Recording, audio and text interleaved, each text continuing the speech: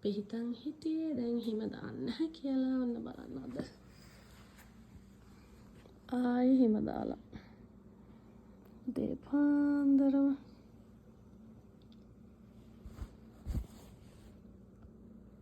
දැන් අපිට officially spring start කරලා තියෙන්නේ but still snowing. ඒත් හෙට තියෙනවා හොඳට සනී දවසක් කියලා පෙන්නලා. ඉතින් මේ හිම ටික ඔක්කොම දිය වෙලා යයි.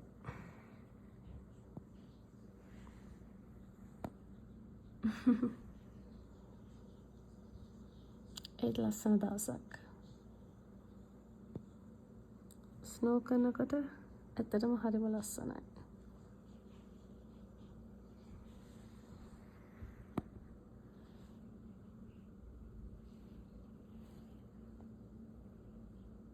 මේ කාලෙකට මෙහෙම ස්නෝ කරාමයි මෙච්චර මාසකකින් විතර පස්සේ.